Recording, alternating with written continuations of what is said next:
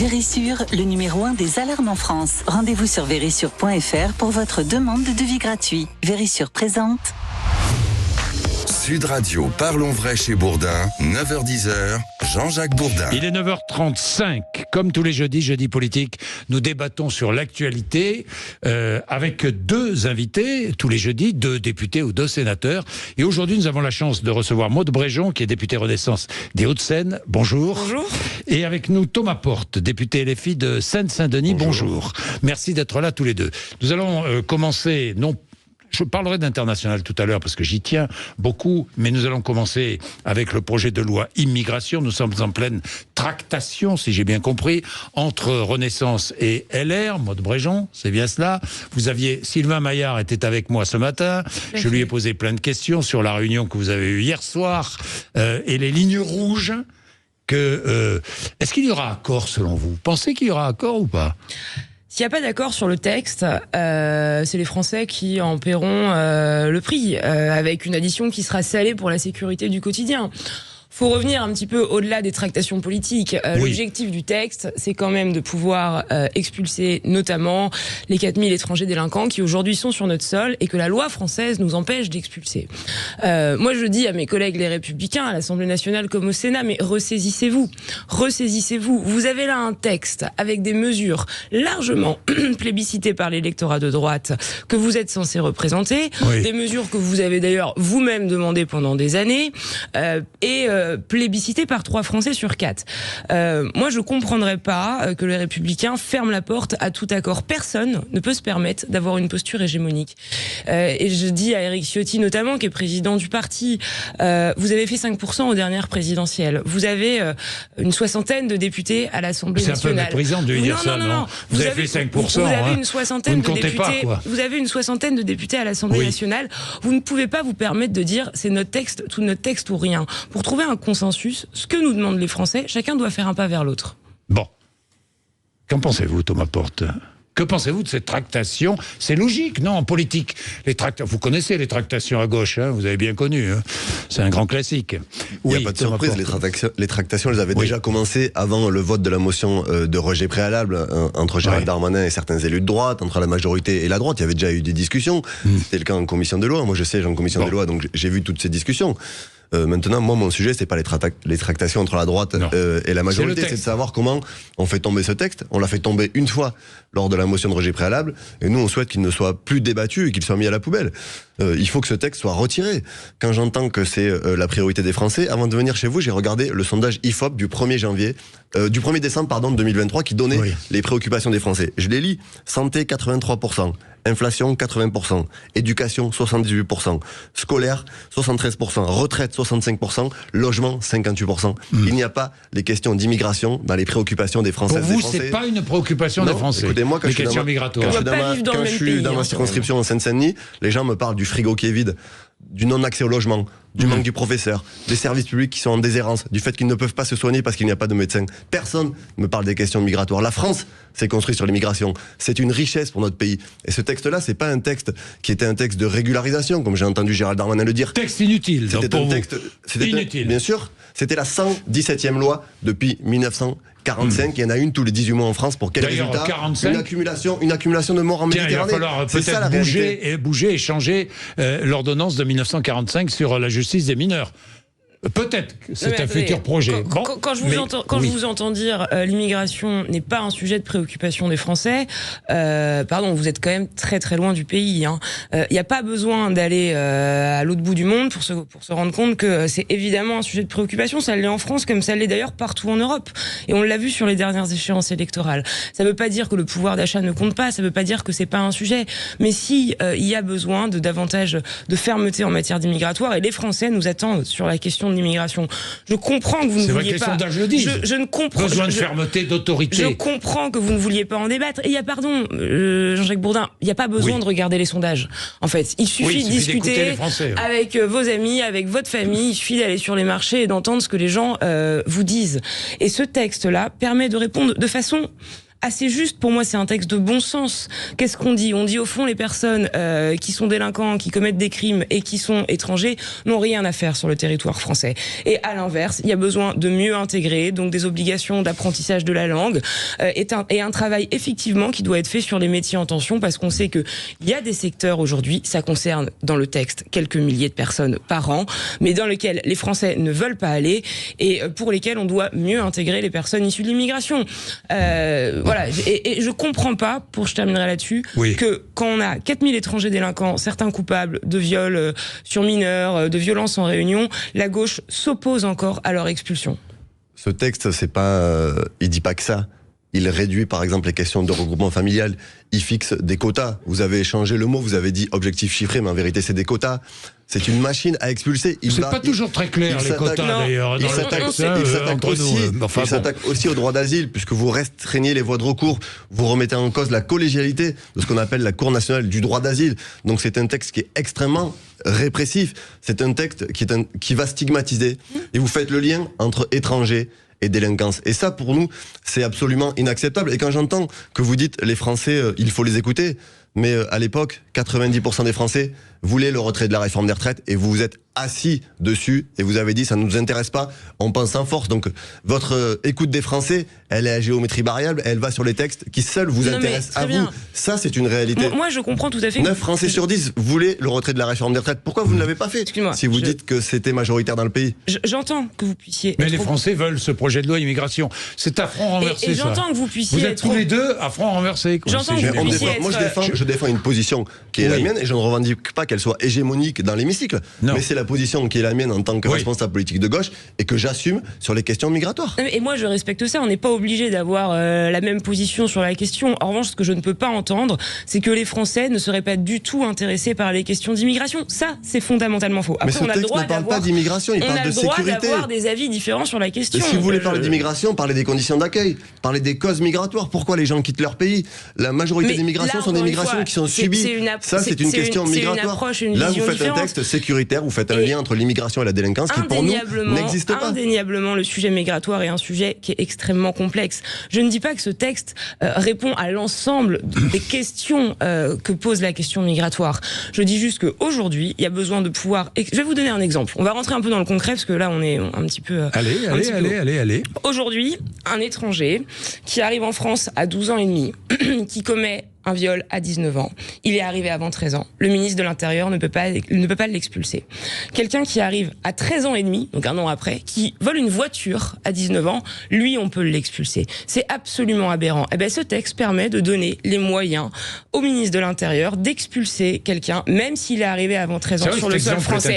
Cet exemple, il est extrêmement parlant parce qu'en fait, ça montre le caractère ubuesque de la situation. Et moi, je pense que ça, c'est des limites législatives qu'aujourd'hui, les Français ne supporte plus, et moi je le supporte pas. Thomas Porte. C'est intéressant de vous entendre parler du droit et de l'état de notre législation, parce que hier j'ai entendu le ministre de l'Intérieur Gérald Darmanin qui s'est quand même fait retoquer par le Conseil d'État sur une expulsion, et le ministre est venu dire à la télé l'avis du Conseil d'État. Pas au fond de ma question. Si, je vais répondre, l'avis du Conseil d'État, ça ne m'intéresse pas, et je vais faire tout pour que la personne que j'ai expulsée ne revienne pas. Donc on a un ministre de l'Intérieur qui ne respecte pas le Conseil d'État. Il y a des gens qui commettent des crimes et des délits sur le territoire. Vous êtes pour pouvoir l'expulser si elle commet un viol à 19 ans ou pas? Nous, on considère qu'elle doit être jugée en France et que sa peine de prison doit être effectuée en France si elle est arrivée avant son âge là. Mais qu'est-ce que c'est ce sujet d'expulser les gens? C'est la double peine en fonction de la nationalité. Aujourd'hui, le principe de la loi française, il est fait que la loi s'applique à tous, les enfants des personnes qui sont en train de nous écouter. Mais vous construisez une politique sur des faits divers, c'est ça la réalité. Vous construisez une politique sur des faits divers. C'est pas des faits divers, c'est aussi une réalité. C'est insupportable. C'est insupportable. Attention, il y a des victimes. Non, mais je pense aux victimes, moi. Bien sûr, mais pensons aux victimes. La loi française, elle est construite sur un principe, c'est que la peine, elle s'applique pour tous. Et elle ne s'applique pas en fonction de la nationalité. Et faire ça, c'est une mesure discriminatoire qui est contraire à nos principes. Une personne qui commet un crime ou un délit, elle doit être jugée. Mais justement, c'est la loi qui doit être changée ou pas? Mais est-ce que vous pensez que pour les personnes... Je dis changer ou pas. Est-ce que vous pensez que les personnes qui sont victimes de ces actes horribles, est-ce que vous pensez que ça va changer quelque chose que ces personnes soient expulsées après. La priorité, c'est d'arrêter ces personnes, de les juger, et quand elles commettent des crimes et des délits, de les condamner, et qu'elles purgent leur peine de prison en France.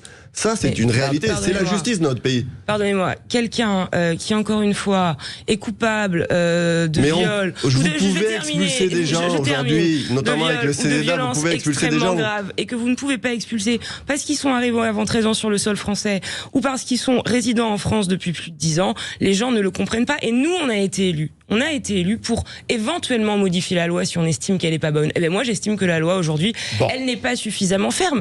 Vous pouvez vous y opposer, mais au moins assumez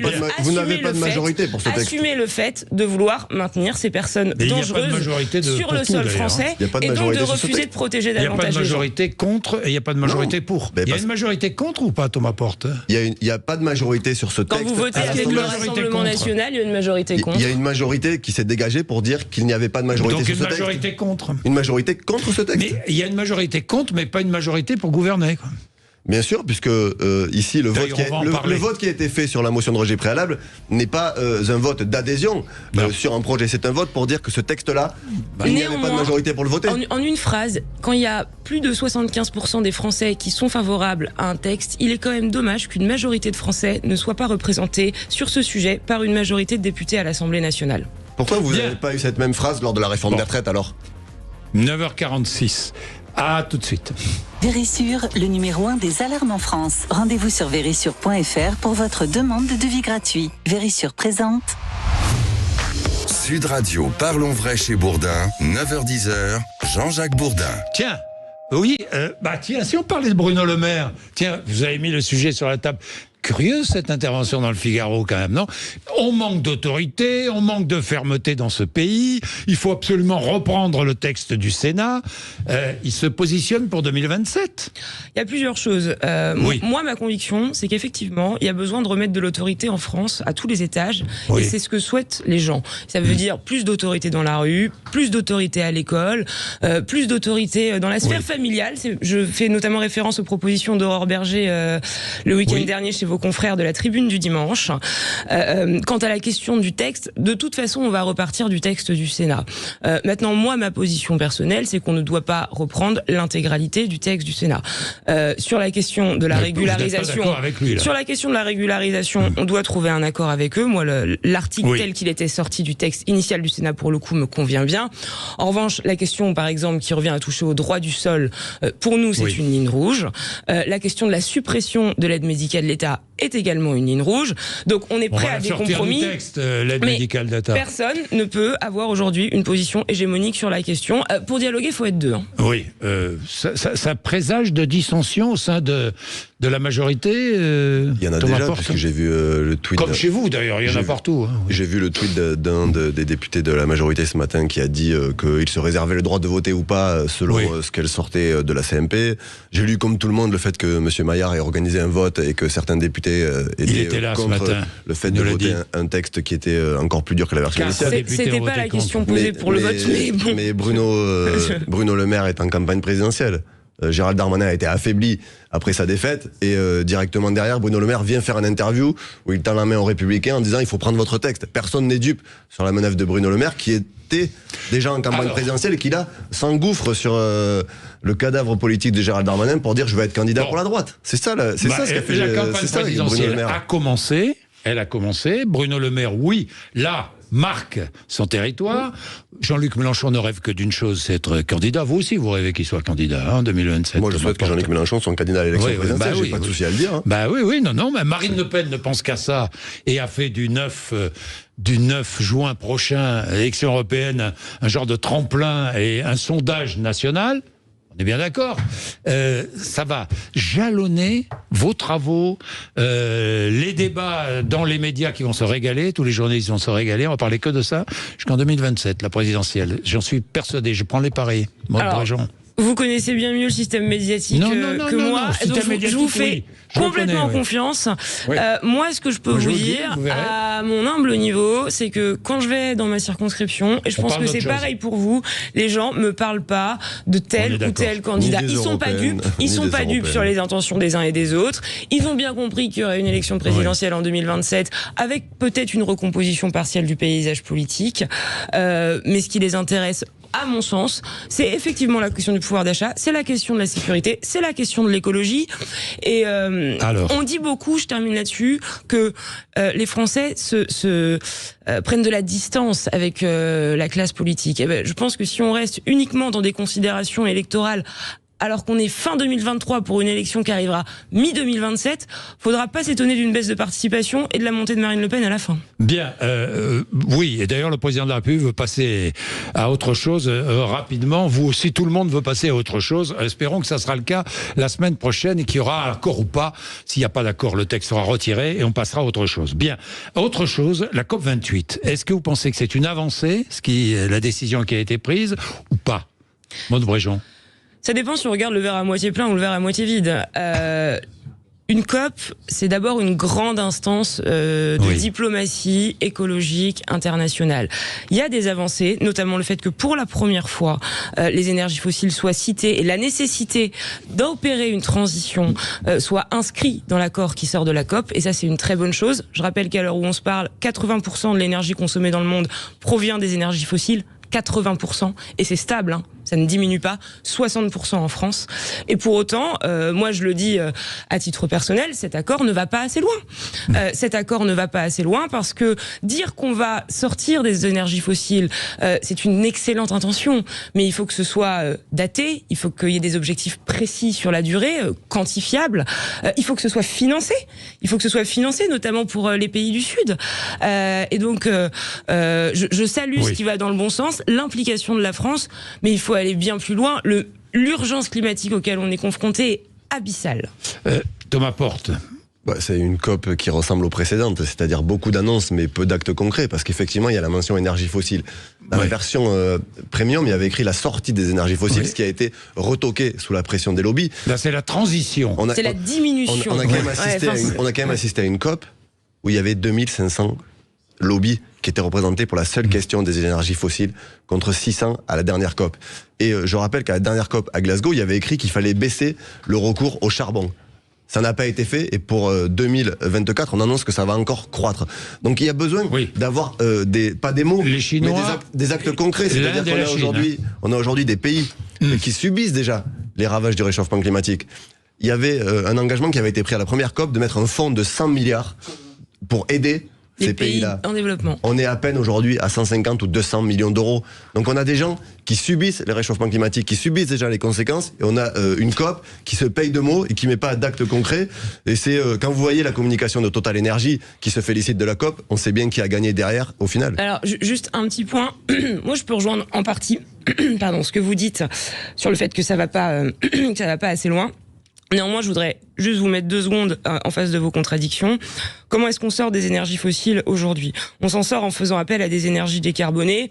Il y en a essentiellement 2, les énergies renouvelables et l'énergie nucléaire. Il se trouve qu'en France, on a voulu accélérer sur ces 2 piliers-là. Pourquoi? Parce qu'encore une fois, avec 60% d'énergie fossile, on n'a pas le luxe de choisir. Eh bien, vous avez voté contre l'accélération sur les énergies renouvelables à l'Assemblée nationale et contre l'énergie nucléaire, ce qui est votre position historique. Donc en fait, quand on rejette le développement de l'ensemble des énergies... Jean-Luc Mélenchon a été favorable au nucléaire un temps. C'est une évolution politique, effectivement. Quand on rejette le développement de l'ensemble des énergies décarbonées en France, on est quand même très mal placé pour aller critiquer ce qui s'est passé à la COP28 à Dubaï. Merci à tous les deux d'être venus nous voir. C'était très bien parce que on peut discuter. On montre qu'on peut discuter, et j'aime bien ça, sans s'écharper, comme parfois vous le faites à l'Assemblée nationale. Hein. Ça arrive. Non, parfois. Oui, d'accord. Un peu trop. Arrive, oui, d'accord. Un peu trop. Un peu trop, vous dites aussi Non, ça fait part historiquement, l'Assemblée nationale a toujours été un lieu où les débats étaient plutôt chauds, et moi je considère que c'est sain pour la démocratie. Bon, d'accord. Merci à tous les deux. 9h57, vous êtes sur Sud Radio. Tout de suite, Sud Radio Média, Valérie Expert, Gilles Gansman recevront le réalisateur Dimitri Kourtchine et Emmanuel Goubert, responsable du département création éditoriale et produits numériques de l'INA. Sud Radio, parlons vrai chez Bourdin, 9h-10h, Jean-Jacques Bourdin. Avec Vérissure, le numéro 1 des alarmes en France. Rendez-vous sur vérissure.fr pour votre demande de devis gratuit.